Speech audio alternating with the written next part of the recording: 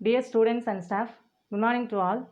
நம்ம இந்த வீடியோவில் என்ன பார்க்க போகிறோம் அப்படின்னா CSIR NET and TN set இந்த எக்ஸாமில் வந்த கொஷின்ஸ் ப்ரீவியஸ் இயர் கொஷின்ஸ் அதனுடைய சொல்யூஷன்ஸ் எல்லாம் டிஸ்கஸ் பண்ண போகிறோம். இந்த வீடியோ பார்க்குற எல்லாரும் மறக்காமல் ஷேர் பண்ணுங்கள். மேத்ஸ் ஸ்டூடெண்ட்ஸ் எல்லாம் சப்ஸ்கிரைப் பண்ணுங்கள்.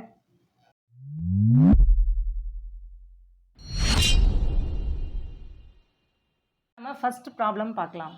The value of the integral over modulus of z minus 1 equal to 1 e power z divided by z square minus 1 into dz is.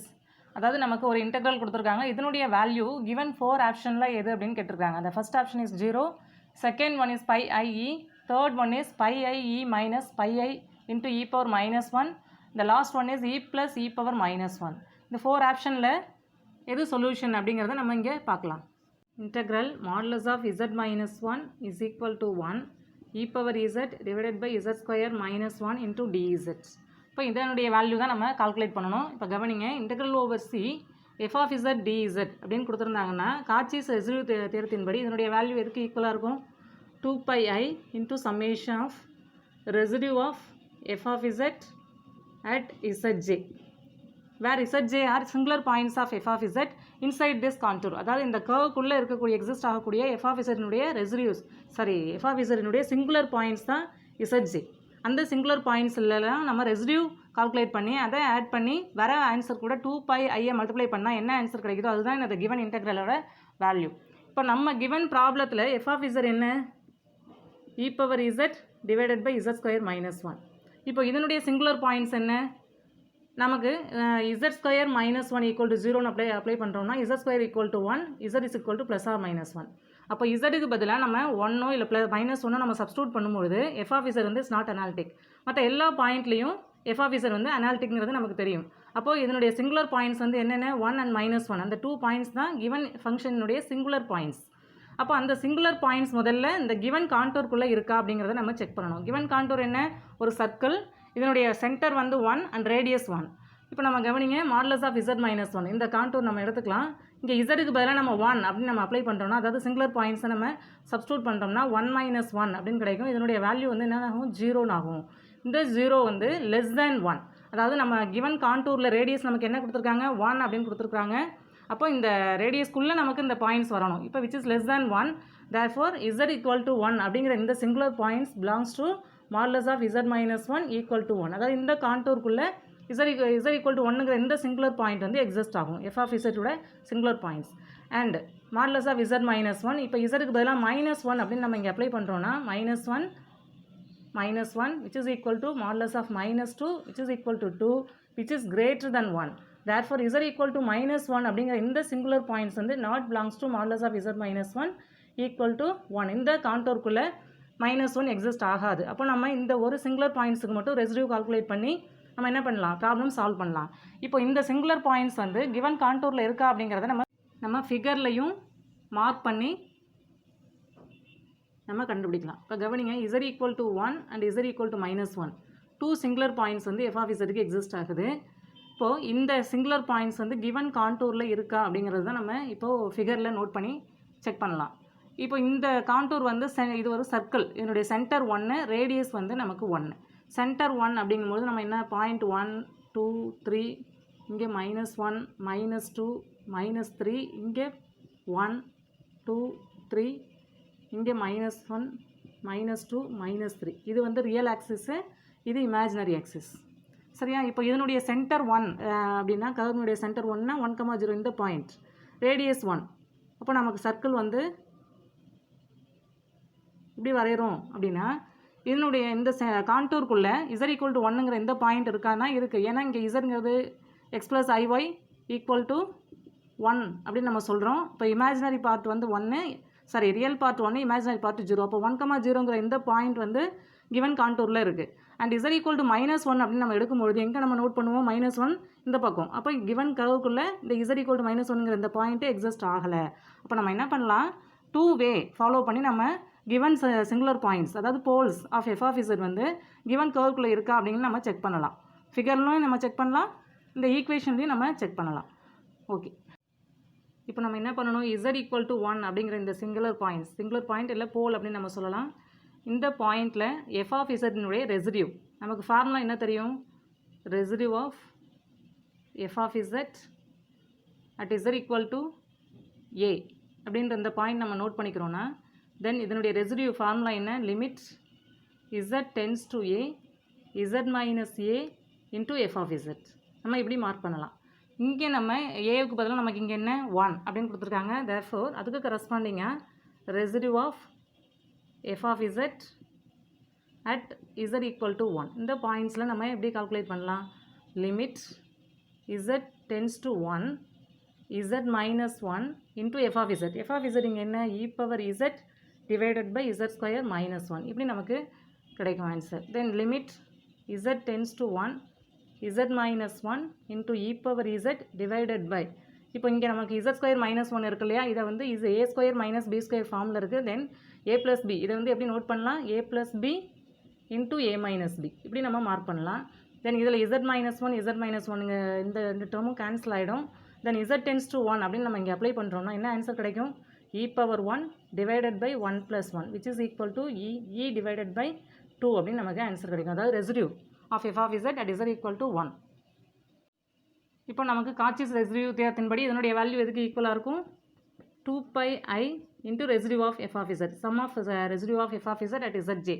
இங்கே இசட் ஜே வந்து நமக்கு ஒரே ஒரு பாயிண்ட் இசட் ஈக்குவல் டு 1ங்கிற அந்த point மட்டும் தான் சிங்குலர் பாயிண்ட்டு. தென் அந்த பாயிண்ட்டில் ரெசிடியூ வந்து நம்ம என்ன கால்குலேட் பண்ணோம், e by 2 அப்படின்னு நம்ம கால்குலேட் பண்ணணும். இப்போ இதை இங்கே சப்ஸ்டியூட் பண்ணிடலாம். அந்த 2வும் இந்த 2வும் கேன்சல் ஆகிடும். இப்போ ஆன்சர் வந்து pi i e. இதுதான் நமக்கு கிவன் இன்டெக்ரலோட answer. Option 2 is the correct answer for our problem. நம்ம செகண்ட் ப்ராப்ளம் பார்க்கலாம். What is the remainder 3 power 256 is divided by 5. இந்த கிவன் ப்ராப்ளத்துக்கு 4 ஆப்ஷன்ஸ் கொடுத்துருக்குறாங்க. The first option is 1, second one is 2, third one is 3 and last one is 4. அதாவது 3 power 256 இந்த இன்டீஜரை நம்ம 5ஆல் divide பண்ணால் reminder இந்த 4 ஆப்ஷனில் எது அப்படின்னு கேட்டிருக்கிறாங்க. நம்ம என்ன பண்ணலாம், கான்க்ரூவன்ஸ் மெத்தட் மூலமாக இதை நம்ம கால்குலேட் பண்ணலாம். கவனிங்க, 3 கான்க்ரூவன்ஸ் டு 3 mod 5 இது நமக்கு தெரிஞ்சது இல்லையா. 10 ரெண்டு பக்கமும் நம்ம ஸ்கொயர் பண்ணலாம். இப்போ 3 square congruent to 3 3s are 9 mod 5. இப்போ 9 5ஆல் டிவைட் பண்ணால் நமக்கு ரிமைண்டர் என்ன கிடைக்கும், 4 mod 5. 3 square congruent to 4 mod 5. Then 3 cube நம்ம அப்ளை பண்ணுறோன்னா என்ன ஆகும், 3 ஸ்கொயர் இன்ட்டு 3 இது இந்த 2 டேர்ம்ஸையும் நம்ம மல்டிப்ளை பண்ணலாம். அப்போ 4 3s are 12 mod 5.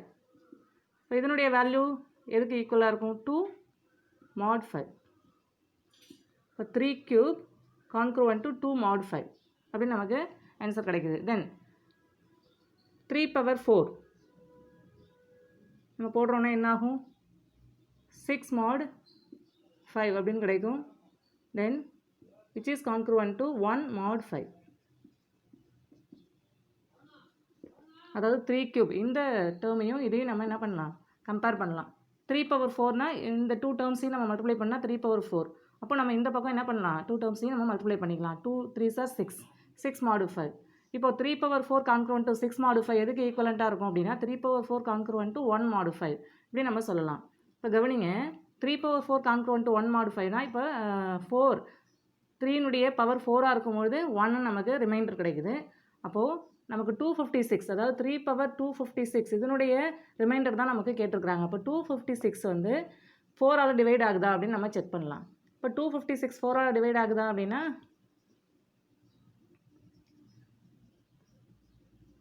1 4 is 4 6 4s are 24.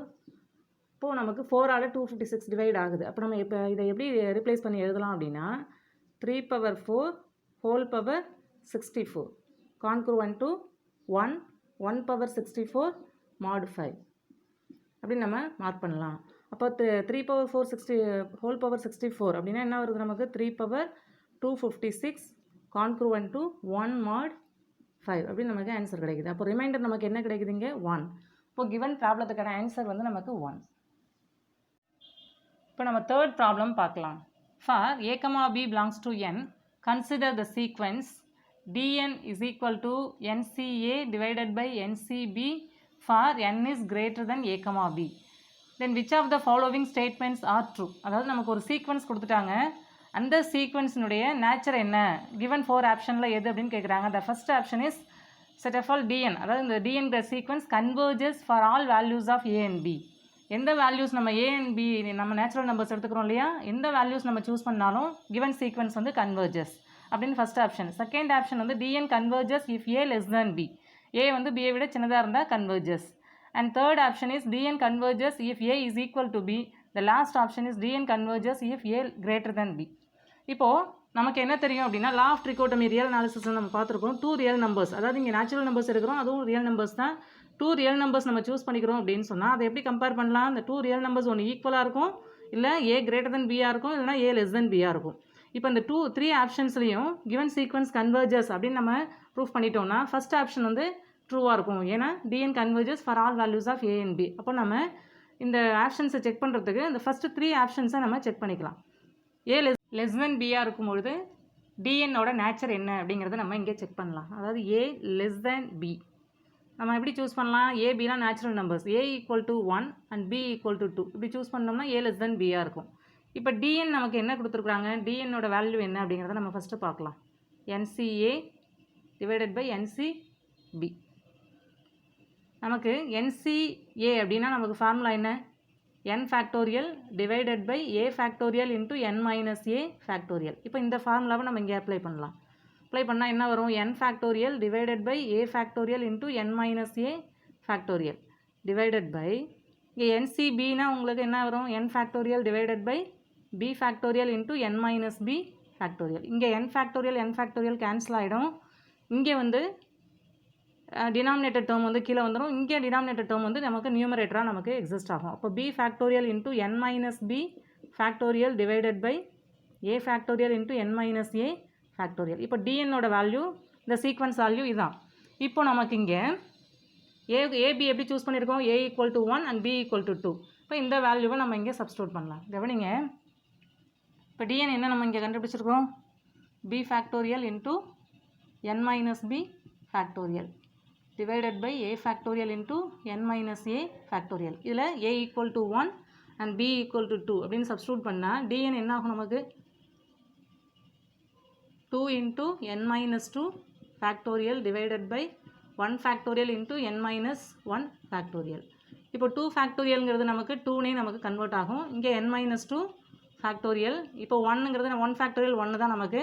இப்போ n minus 1 factorial எப்படி நம்ம பிரித்து எழுதலாம் அப்படின்னா n minus 2 factorial into n minus 1 இப்படி நம்ம மார்க் பண்ணலாம். இப்போ இந்த n மைனஸ் 2 ஃபேக்டோரியலும் n மைனஸ் 2 ஃபேக்டோரியலும் கேன்சல் ஆகிடும். அப்போ 2 டிவைடட் பை n மைனஸ் 1 அப்படின்னு நமக்கு dn கிடைக்கும். இப்போ limit n tends to infinity dn நம்ம போட்டோம்னா என்ன ஆகும்? Limit n tends to infinity 2 divided by n minus 1 என்ன ஆகும்? நமக்கு n இன்ஃபினிட்டிக்கு போகும்போது இதனுடைய வேல்யூ 0 அப்படின்னு ஆகும். அப்போது a லெஸ் தென் பியை நம்ம சூஸ் பண்ணும்போது கிவன் சீக்வன்ஸ் வந்து கன்வர்ஜஸ். அப்போது ஆப்ஷன் 2 வந்து நமக்கு கரெக்ட் ஆன்சர். ஈக்குவல் டு பியாக இருக்கும்பொழுது டிஎன்னோட நேச்சர் என்ன அப்படிங்கிறத நம்ம பார்க்கலாம். இப்போ dn is equal to b factorial into n minus B factorial divided by இங்கே ஏக்கு பதிலாக திரும்ப பிஏ நம்ம இங்கே அப்ளை பண்ணிக்கலாம். n minus B factorial. இப்போ இதனுடைய 2 டேர்மும் கேன்சல் ஆகிடும். ஆன்சர் 1. அப்போ limit n tends to infinity apply பண்ணால் அதனுடைய வேல்யூவும் 1. அப்போ ஏ ஈக்குவல் டு பியாக இருக்கும்பொழுதும் டிஎன் வந்து நமக்கு கன்வர்ஜஸ். இப்போ ஆப்ஷன் 3யும் நமக்கு correct answer. Next A greater than பியாக இருக்கும்பொழுது டிஎன்னோட நேச்சர் என்ன அப்படிங்கிறத நம்ம இங்கே பார்க்கலாம். கவனிங்க, ஏ ஈக்குவல் டு 2ன்னு சூஸ் பண்ணலாம், பி ஈக்குவல் டு 1 அப்படின்னு நம்ம சூஸ் பண்ணிக்கலாம். இப்போ டிஎன் என்ன ஆகும்? நமக்கு ஏக்கு பதில் பிக்கு பதிலாக 1 factorial into n minus 1 factorial divided by 2 factorial into n minus 2 factorial. இப்போ இதனுடைய வேல்யூ 1.